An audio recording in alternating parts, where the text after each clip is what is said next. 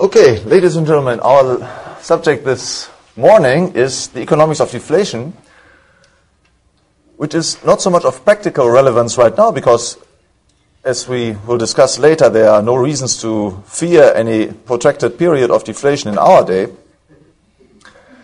But it's a subject of great theoretical interest and of practical significance to the extent that it has political significance. Deflation is in fact one of the great scarecrows of present-day economic policy and monetary policy in particular.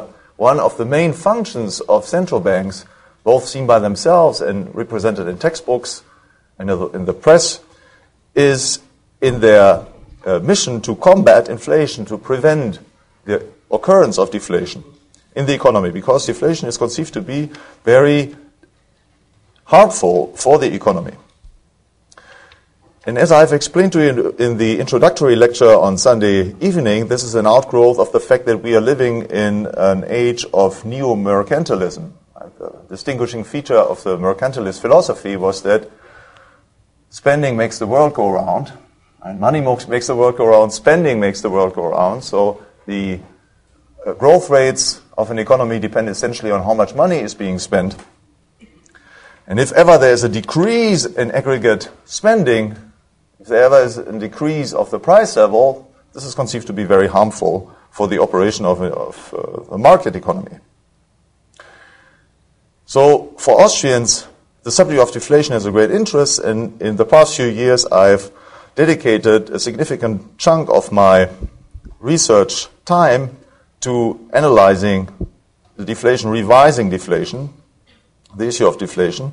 And I've done so most notably in my book, The Ethics of Money Production, which is on sale next door.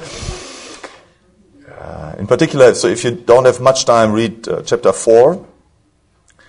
In a book, Deflation and Liberty, is a little booklet that they also have on sale, and has just 40, 50 pages in which I talk about the political significance of deflation.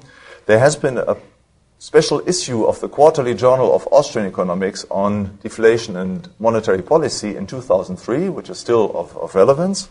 So some of the major current-day Austrian monetary theorists have contributed chapters to the special issue, Joe Salerno and Mark Thornton, myself, and then a couple of youngsters, most notably Philip Bargos, who since then has become a professor of economics at the University of Madrid. He's one of our young stars, and he has, meanwhile, written more on the subject. He has written a doctoral dissertation on the subject of deflation. So if you want to follow up on this, write an email to him, ask him for the doctoral dissertation and other papers that he has written, sometimes for Spanish journals, which are not easily accessible. So what I will do this morning is to first talk about some fundamentals. We'll define deflation, or talk about the issue of definition, then discuss the causes of deflation, and then deal with the central question how deflationary growth is possible. How economic growth in an environment in which prices fall is possible. And if we have some time, we will turn to some special applications that are recurrent in the policy debate, in particular the question of deflationary spirals and of the paradox of savings. So let's turn to the definition. What is deflation? There are different ways to define deflation. According to the standard definition that we find in textbooks today, deflation is a permanent decrease in the price level.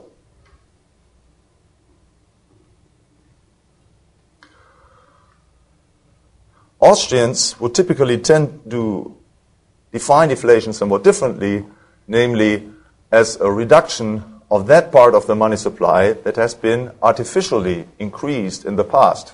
So deflation is a return or a reaction to some previous inflation. Money supply has been artificially bloated in the past. If it then shrinks, if this bloated part then shrinks, we get a deflationary impact. So it's a reduction of the artificially increased money supply. Now, I am of the opinion that, however, we define, the question of definition is not of paramount importance. the importance in using a definition is that this use be consistent. Right? You should not switch from one use to another. This is one thing that is important about definitions. The other thing is that the definition be realistic. It must grasp a real phenomenon. Now, both definitions, permanent reduction of the price level and reduction of the artificially bloated money supply, are acceptable definitions. They make sense. And we, therefore, might just as well work with the mainstream definition right now, because it will allow us to talk about the various causes that here come into play. So let's work with this working definition. Deflation is a permanent decrease of the price level. What are the causes of deflation so defined? We can distinguish three major causes. The first one is a reduction of the money supply. If the money supply diminishes, then according to the law of marginal utility, the law of diminishing marginal utility, each money unit in the smaller supply becomes more valuable, has a higher marginal utility. So it therefore becomes more valuable as compared to all other goods, the supply of which has not changed. So a lower quantity, a smaller quantity of money is then exchanged against the same quantity of a non-monetary good as compared to the situation as before. Before, I've paid a bread for $1, now I'm paying only 80 cents or 70 cents. And that is because the marginal value of money has increased comparatively to bread. The second major cause is an increase of the demand for money. Now, what does this mean that we have an increased demand for money? It means that we want to hold more money in our pockets. So my demand for money is demonstrated by the fact that I'm holding Federal Reserves of all these riches with me here. So this is my cash balance, my nominal cash balance, or monetary cash balance. This is my demand for money. And I have, of course, millions of dollars and euros on my bank account. So this is then it's also part of my cash balance. Now, if my demand for money increases, I want to hold more money, either on my bank account or in my pocket. So how do I go about this? How do I increase my cash balance? There are only two ways to do this. Spend less and sell more. Sell more against money. So, for example, I work longer hours, or take on a second job, sell my car, sell my bicycle, sell the house, whatever, right, in order to increase my cash balance. I sell some things that I own, most notably labor, but also other things, in order to do this. Now, what this does, of course, to the price level is the following. Right, so we have here a market.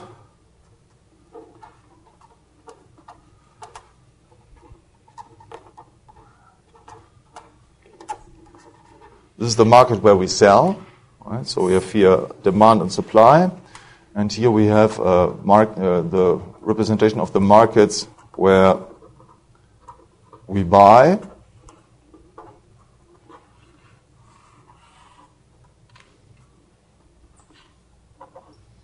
Right, so this is the initial situation. And then, as we've said, right, so my demand for money increases, so I'm reducing my demand. I'm moving the demand curve on all those markets to the left. And on the markets where I sell, I'm increasing my supply. Increasing the supply of goods. And we see in both cases, this creates a tendency for prices to fall. So an increasing demand for money is tantamount to a decrease of the price level. It entails a tendency for more or less all prices to diminish. The third major cause, and all these are immediate causes, right? Then in both cases, we could always ask, well, what are the more remote causes? What are the more remote causes of an increase in the demand for money? And there are various factors that come into play. For example, heightened uncertainty. Typically, in a crisis situation, the demand for money increases, and so on. We can also ask, what are the more remote causes of a decrease of the money supply? Right? There could be a crisis in the banking system, so banks falter, their money creation evaporates, and so on. Right? There are more remote causes, but we won't go into this because it would lead us too far. So the third major immediate cause of a deflation, in the sense of a decrease of the price level, is economic growth. Economic growth at constant monetary conditions.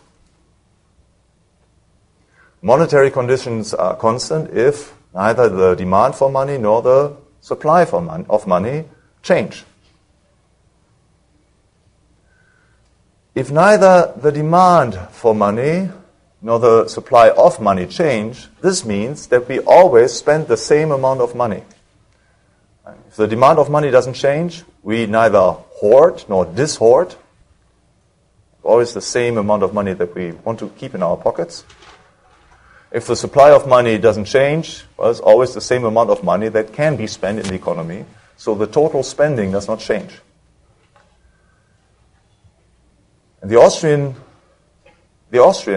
are today the only school of economic thought that stresses the possibility of a growth deflation, is of an increase of the overall volume of the production of non-monetary goods at a constant level of aggregate spending. This is not only a theoretical possibility, but there have been historical situations in which we have observed such situations of a growth deflation, namely all situations in which the increase of real production has been higher than the increase of the money supply. This has been most notably the case in the United States in the last quarter of the 19th century, and in other European countries as well. This period was, until the 1930s, it was known as the Great Depression. Okay. Now, of course, when we talk about the Great Depression today, we mean the 1930s. But until the 1930s, when we were talking about the Great Depression, we were talking about the last quarter of the 19th century. Because something very terrible happened there. Prices were falling constantly. It was depressing.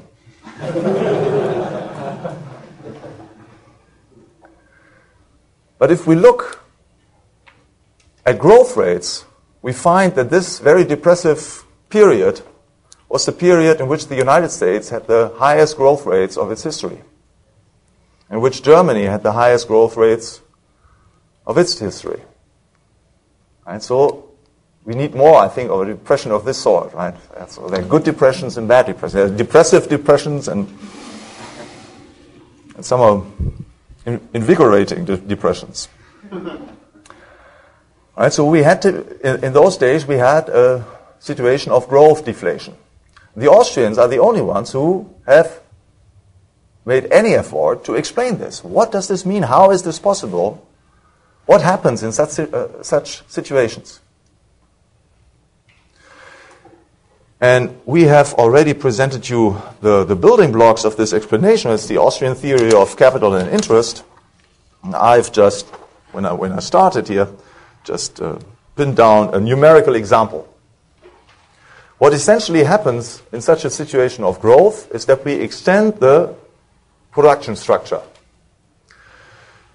Look at this timeline. So this is T, the passage of time. And what we have here is an aggregate structure of production with 1, 2, 3, 4 stages of production. Right? We have here in the last stage, we have a stage of consumer good production. So this is the consumer good industry. And 159 is therefore the consumer expenditure. Right? This is the amount of money that consumers pay in order to buy consumer goods. So we have in this stage here, right, this is an aggregate expression of all the consumer goods industries, and they have an aggregate revenue of 159 units of money, and they spend 138 units of money on factors of production.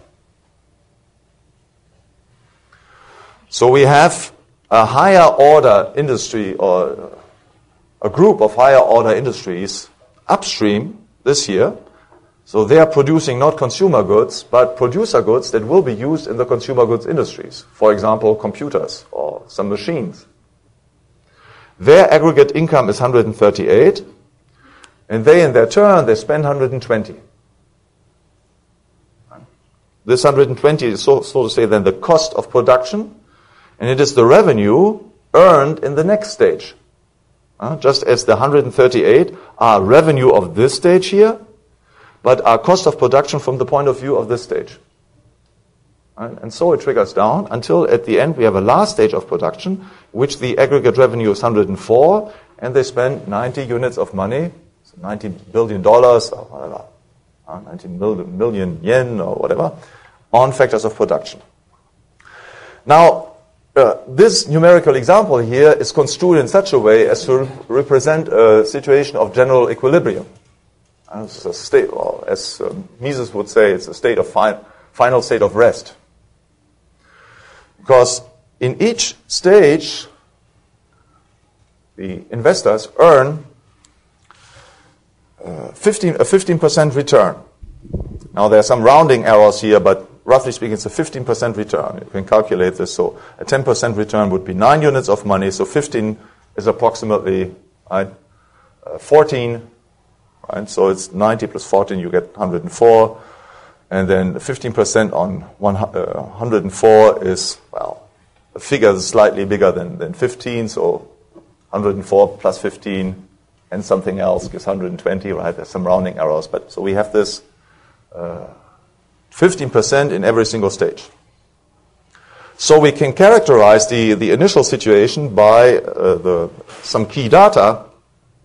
Right? We have here aggregate spending. Aggregate spending is equal to the total amount of money that is being spent in the economy.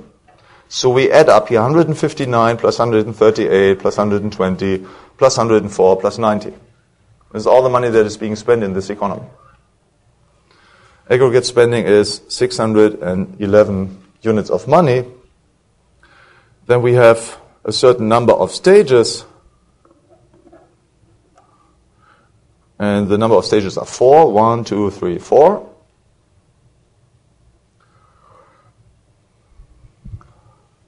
And we have a savings rate of 73%. It's the savings rate. The savings rate we calculated as the aggregate volume of savings, which is 611, which is the total spending, also total revenue, minus 159, which is the total money that is spent on consumption. Everything that is not consumed is saved. Because there are no changes in the demand for money, because people don't hoard money or dishoard money, and all money units that they do not consume, they spend on investment. Okay? So we have 611 minus 159 gives us 452.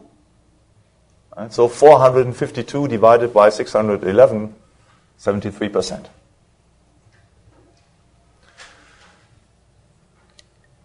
So in the growth process, what happens is that we extend the structure of production. It becomes lengthier. And as I've explained to you on Monday morning, or it was Monday afternoon, the extension entails a greater physical productivity of human labor. Right? Because the longer the production process is, the more we are able to involve additional natural forces. We can use ever more raw materials, can build additional machines and so on because we have more time. So the final production of consumer goods is then yields a greater quantity. One example would be the transition from primitive methods of agricultural production to modern conditions. Think, for example, so at the beginning you do everything by hand. Maybe you have some very primitive tools and you have a horse or something. A horse is already one additional step. At the beginning you do everything by hand. Right? Then you extend the structure of production a little bit. You add horse raising to it. Right? And then plow making. So you have a somewhat lengthier structure of production. And then as you have more capital, you can add additional stages. You produce machines. Right? So you produce equipment needed for the production of machines. You produce the machines here and so on. And finally, in agricultural production itself, the production of the wheat and so on, of the consumer good, there is not much labor left. Essentially, you have substituted various tools for labor. And the overall process is much more productive. And so the longer it is, the longer the production process is, the more productive is the process per hour worked. So if we get a transition from this process to the lengthier process depicted below, right, a transition to this, from this to this, right, we get a lengthier process that therefore is more productive per hour worked. It's precisely this lengthening which creates the growth in real terms. Now what happens on the monetary level? What happens on the spending level? As Professor Garrison has explained and Professor Murphy, right, we get two movements as a consequence of the increase of savings. One is a reduction of the interest rate, and the other one is an increase of the savings rate. So we invest a greater chunk of the total aggregate spending, and at the same time, the spread between revenue and cost diminishes in each stage of production. So this is happening here. Look at, so we have a lengthier structure of production, and you see there is a smaller spread. Here we have a 15% spread. In my new situation here, there's roughly, again, there are rounding errors in my example, there's a 2% spread. Right? So again, we have a new final state of rest of the economy in general equilibrium. You earn the same return in each stage, and it's a 2% now. Right? So here it was 15% and 15%, right, in each stage. And now we have 2% in each stage.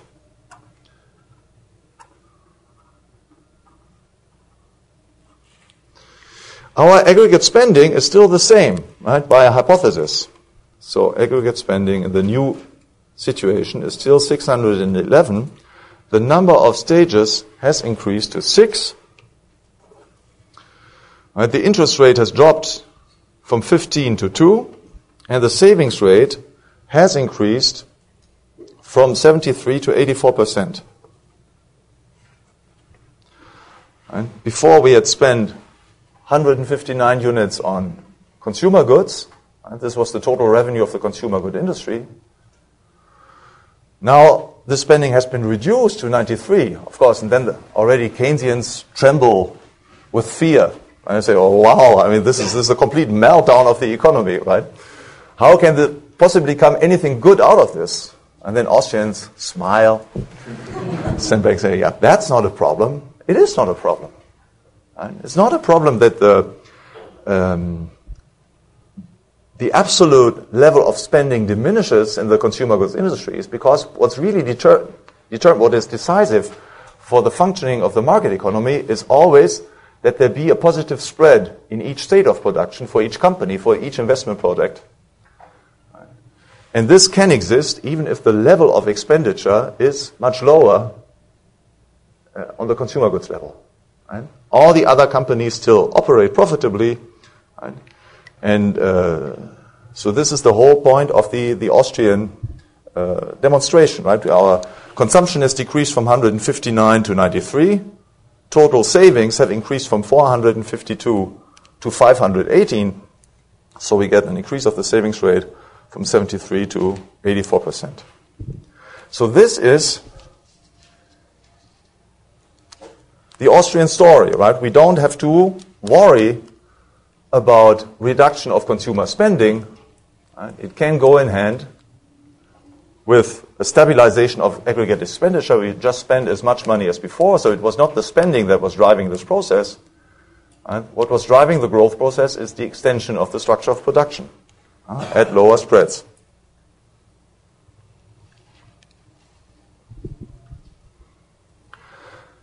So because we have lower spending on consumer goods and a greater amount of consumer goods that are being sold because our labor is now more productive, this implies, of course, a dramatic decrease of the price level. Right? So we have here then an explanation of how it comes to, or how it can come to a deflation in the sense of a permanently diminishing price level. Right? So we have decreasing money supply, increasing demand for money. These are two monetary factors. And now we've brought in the Austrian capital theory, and we've seen how increased savings also entail a decreased price level, so a deflation, and this on two accounts. First of all, because there's reduced spending on consumer goods, and second, because there are many more consumer goods. And so the unit price of the goods sold will decrease dramatically. Now, the question is, how is such a deflationary growth possible?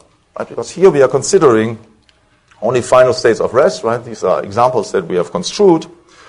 And of course, they bear resemblance to what we observe in practice, although in practice, again, we have always some sort of money production. We have never observed, actually, a situation in which aggregate expenditure has remained stable.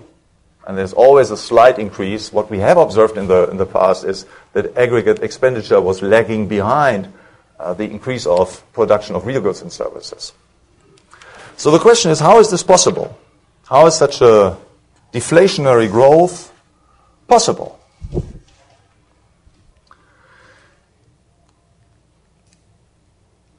And we will analyze the reasons that come into play under two headings. So we will distinguish two cases. First of all, let us look at a pure equity economy. As we'll analyze the situation under the hypothesis that all investments are made out of money that belongs to the investor himself. This is equity, capital. And then in a second step, we will turn to a debt economy.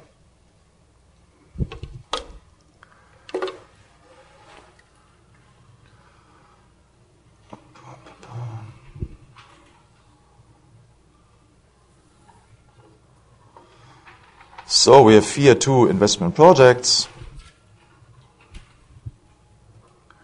I might have to add a third one. Oh, no. Okay, this is our initial situation.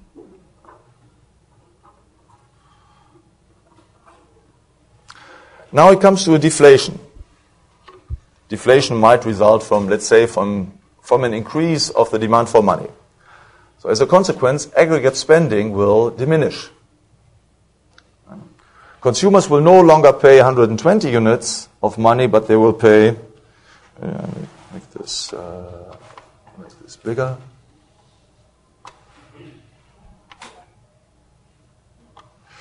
They will pay 60.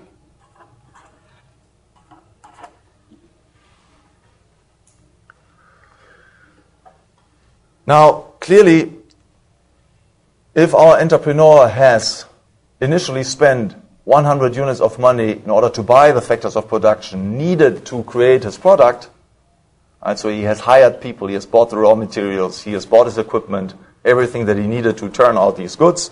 This might be orange juice, and this is overhead projector, whatever. Then he would make a loss. Right? So this would be the consequence. And let me underline, so the hypothesis here is then that he does not anticipate this drop in prices. So if he does not anticipate the drop in prices, he makes a loss.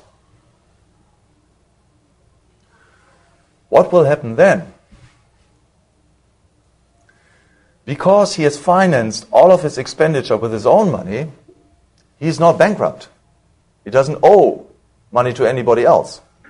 And so he has just made a bad investment. He has sunk money into the ground.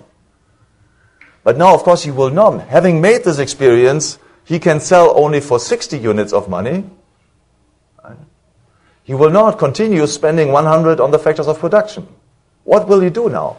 He will turn to his suppliers, people who deliver him the raw materials, sell him the equipment, work for him, and say, listen, friends, Romans, countrymen, either you agree to work for me for half of what you've got before, or we stop right here. Look at the sales figures. We cannot go on this way. Right? I'm not the welfare agency. We are all here to make money together.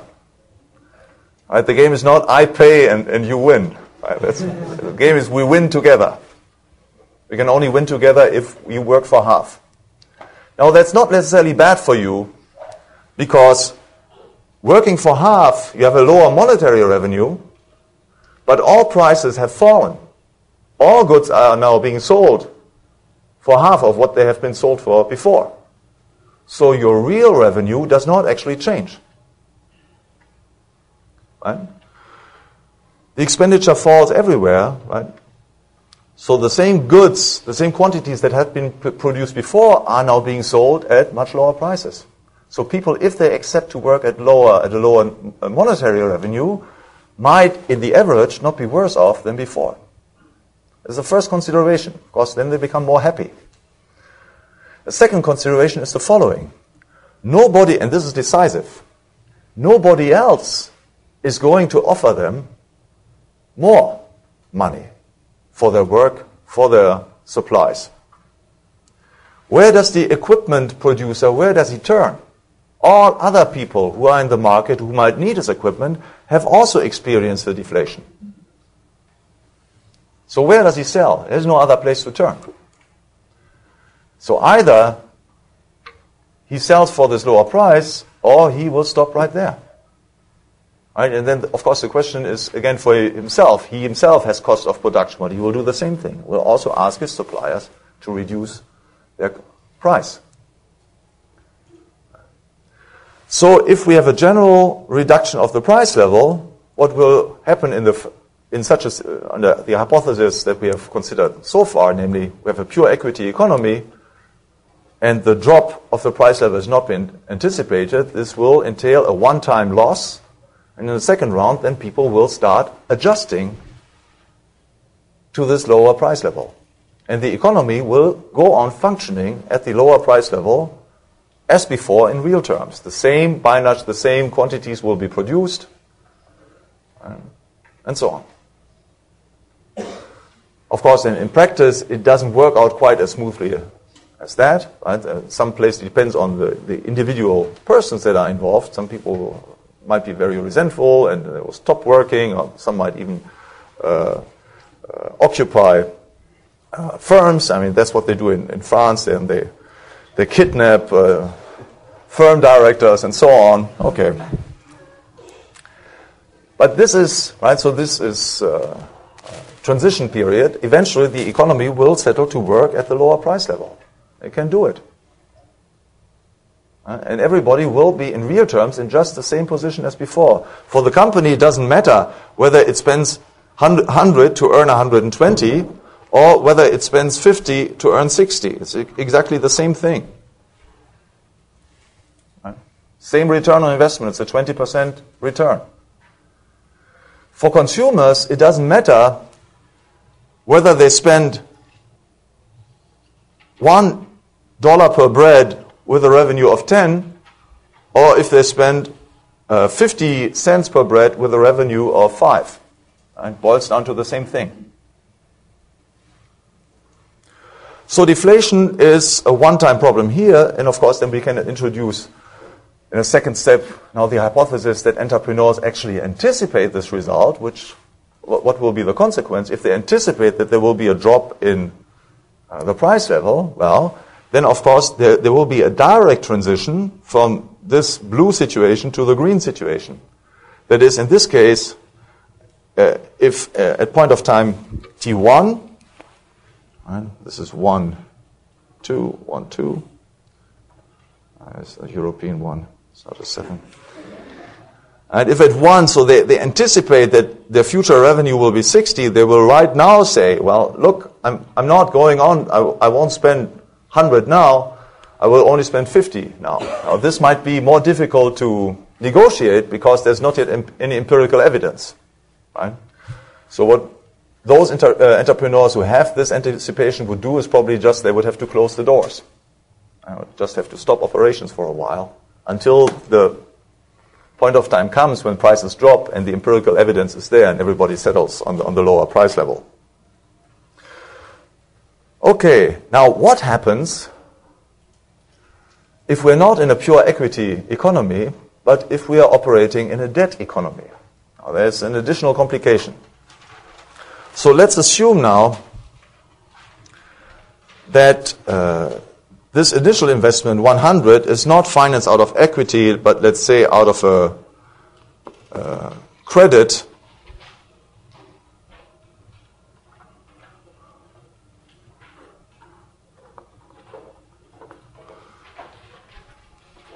$500 money units at 4%. So this is 20 money units interest.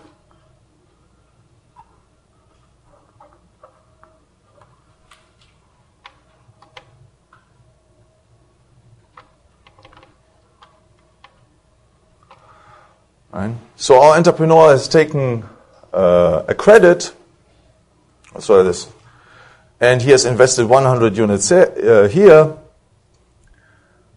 Oh, well, it was 500 is a weird example, right? Because we don't know what he did with the other 400. So let's forget about the 500. So it's 100 money units at 20% 20%. So it's 20 money units of interest. So he has loaned out this money, invested it, and in the previous equilibrium, he earns 120. So with this profit, can pay back the interest. Everything is fine. Now, what happens now if we have a deflation? The economy would have to settle from the green situation, from the blue situation to the green situation. So the firm could operate profitably. There's a surplus that is being gained. You invest 50, you gain 60. But now you are unable to pay back the credit as agreed upon. And your credit contract says that you have to pay 20 units of money per period. But the surplus generated by your operations is now only 10. And so you cannot pay back the full amount that you have loaned out before. And this, ladies and gentlemen, is the problem that we face in deflation. It creates a problem for fixed income investors, those who do not invest in the form of equity, but in the form of credit, cannot pay back. So there's the possibility of bankruptcy. In fact, there are two possibilities how this situation or this problem can be solved. The first one is renegotiation of the debt. That's the phase in which we are, by the way, in which we are right now on the capital markets, right? So a couple of governments have gone bankrupt. So what do? They renegotiate the debt. The Argentinians are particularly strong in this, right? So renegotiating the debt could mean, okay, you keep the interest rate 20%, but it's now paid on 50 rather than 100. So you wipe out of your books as an investor 50 units, and you just keep 50 units and you earn a 20% return on them. Or you change the interest rate. You keep the 100 and you say, well, the interest rate is now adjusted to 10%. So in both cases, the relationship between the creditor and the debtor would be able to continue as before. The second possibility is default, bankruptcy. So in this case, the creditor insists that he be paid, the debtor cannot pay, so he drags him before the courts, and the company goes into bankruptcy, into liquidation. Now, liquidation, in the case that we are considering now, would be a simple affair. There would be an incentive for other people to buy the company at the price that corresponds to this to the revenue that is now being generated, and to operate it because it yields a positive return. So the company has some worth, could be continued. Now the implication of this is, and this is the main point I want to stress in this context, that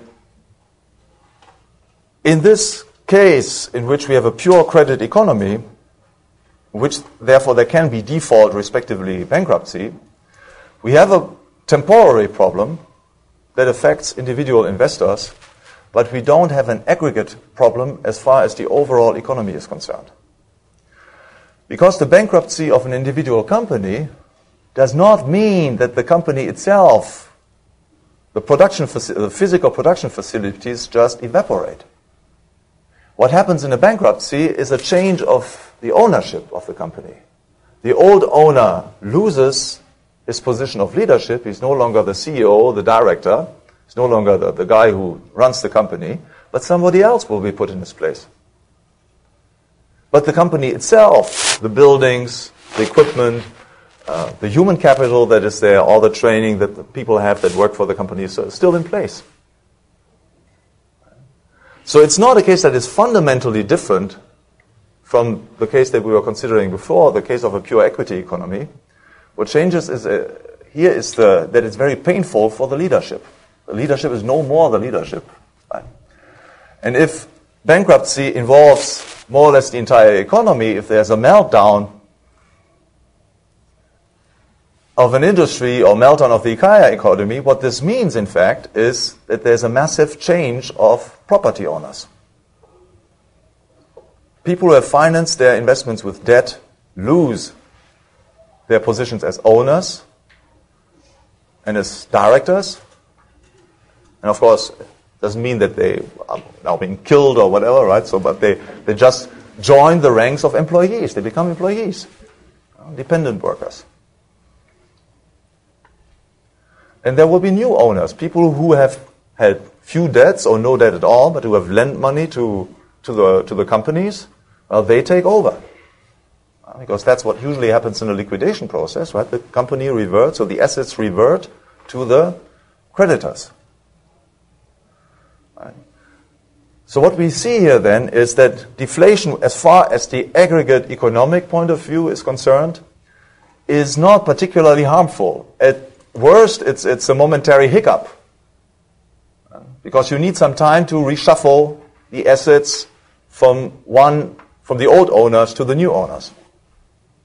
But production can continue as before because, and to the extent that there's a positive spread between revenue and cost, and a positive spread between revenue and cost can exist and will exist at any level of price. So even if the level of price is much lower, the level of expenditure is much lower, and companies can still be profitable. So deflation poses a threat only to the extent that we have a debt economy, an economy based on debt. And it poses a threat to the entrepreneurs who have built their industrial empire or their little company on debt. And they will no longer be the owner. And this is the key, ladies and gentlemen, to understanding the enormous psychological resistance to deflation in a modern debt-based economy. It's not an economic problem, it's a psychological, sociological, and political problem. It threatens the entire elite of a country that is built on debt, both in politics and in business. So there's a natural and spontaneous coalition that forms to prevent that deflation ever occurs.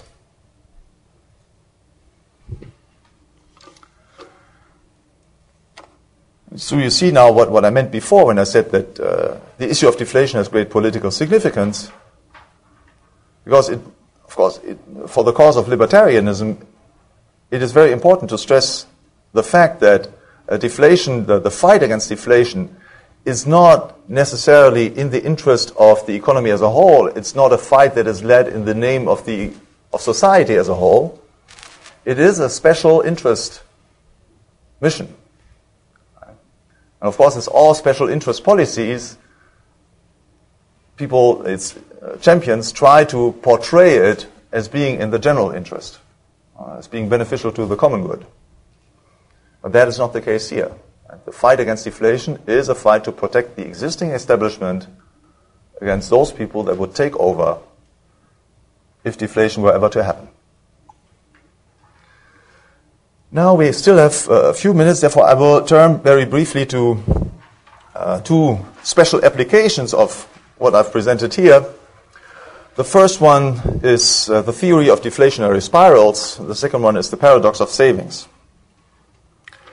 The theory of deflationary spirals was developed by Irving Fisher in 1933 in an article with the title A Debt Deflation Theory.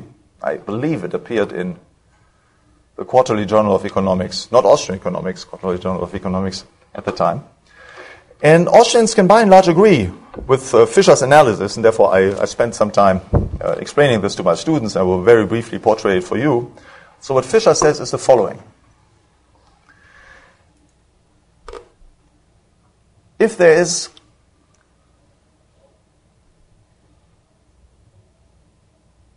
a bankruptcy of a bank,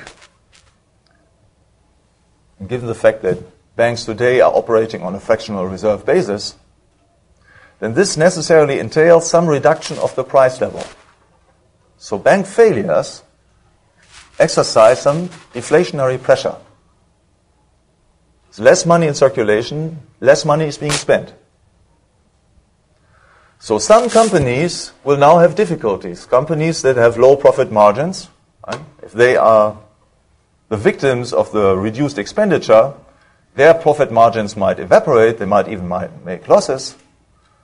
So this impairs their ability to pay back their creditors, so most notably other bankers. So more banks get into difficulties. If it comes now to more bank failures, then the money supply would shrink even further and much stronger than before. So there's even more pressure on the revenue side of companies.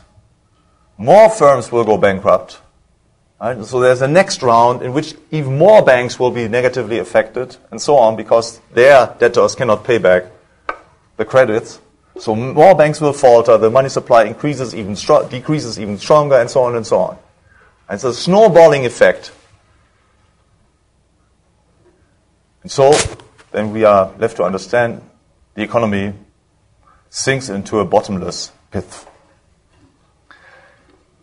Which brings us to the differences and similarities between the Austrians and Fisher on this very question. So Austrians certainly can agree on the mechanics of the deflationary spiral process. There definitely are deflationary spirals. They can be observed at distinct periods of time and not presently observed because our monetary authorities are doing everything that is in their power to bail out banks. So it doesn't come to such a process, but it would happen exactly as described by Fisher if the central banks today would no longer intervene to bail out the banks, the commercial banks. It would have such a deflationary process. What Austrians would point out against Fisher are two things. First of all, the deflationary process is not unlimited. It does not go on and on and on until nothing is left standing. And it doesn't wipe out the economy. What it does is to create massive bankruptcy all over the economy. That's true. But especially during the times during which Fisher was writing, the process is not unended. There is a stopping point. Namely, that part of the economy that is metallic, so the gold and silver, cannot be affected by the deflationary process. Only that part of the money supply that has been artificially created by banks will evaporate. So there is a logical stepping point. In our present day, it's a little bit more complicated, but by and large, it's the same thing. Right? There is a logical stopping point as soon as you get to base money. The money that does not come through debt creation, but is the money in terms of which everything else is being paid. So the deflationary process always has a stopping point. It might not be 50-60, it might be whatever, 10 and 12 in our example here. It might be an enormous meltdown, but still, as long as there's any positive level of spending, the economy can operate, investors can make investment decisions, because what's needed for their investment decisions, as we have seen, is not any absolute level of revenue, but a positive spread between their revenue and cost. So whatever the minimum level of expenditure is, it will be sufficient to build the economy from there. So deflationary spirals rather have some charming aspects. Of course, it's a brutal process, but they are also charming from an Austrian point of view to the extent that they reduce suffering. It's kind of the horse cure, right? Have a very brutal adjustment process. There's a massive bankruptcy wave sweeping over the economy, but within a few weeks or months, you're over with this. Right? And then you take a few more months or maybe 1 or 2 years, right, to settle the ownership questions, right, and then move the economy from there. The great thing about a deflationary spiral is that it wipes out debt. Right? There's no more debt left after this whole process. It's only equity. Nobody trusts each other, nobody gives credit anymore. Which is, in a way, it's of course barbarous, but the good thing is the economy stands then with both feet on the firm ground. And then credit develops from there again. Second special application is the paradox of savings, which is just another way of addressing what we have already discussed. So it's the Keynesians, and before them other economists of a mercantilist bent, were stressing that there is a paradox of savings. That is, although savings might be a rational strategy from an individual point of view to increase wealth, it doesn't work on the aggregate level. And this is what we teach. And it is not I, but economists teach the economic students in the first year. It's one of the first year things that you learn to avoid the fallacy of composition. That is, generalizing what holds true for an individual for the economy as a whole. Right? An individual can enrich himself by saving more. He has more money thereafter. But if everybody saves more, then this reduces consumer expenditure. So revenue for the consumer goods industries will diminish, and as a consequence, the revenues of all others will diminish as well. So the economy suffers. And we have already seen that this is a misrepresentation of what's actually going on in the economy. I should only add now the following point, that the Keynesians have it exactly the other way around. Well, first of all, there is, of course, something like a fallacy of composition. We cannot generalize everything that holds true for an individual to the economy as a whole. That's true. But it does not follow therefrom that all things that hold true for individuals do not apply to the economy as a whole. And as it turns out, savings, wealth creation through savings, is one of those things that we can generalize. And the Keynesians don't get it because they themselves commit a fallacy of composition. They themselves generalize a problem that holds only true for an individual company to the economy as a whole. Let's say an individual company suffers from a slugging demand for its products. Nobody wants to buy the T-shirts anymore that the Mises Institute is producing. Okay, so demand falters there. That's fine. Now, can the company continue its operations in this case? No, it could not, because if Jeff Tucker goes to the suppliers of the T-shirts and says, well, you've got to sell them at half of the price or 1/10 of the price, he would get a soft smile, and this person would turn elsewhere. Right? And the employees of the Mises Institute would not work for $1 per hour, and so they would just go elsewhere.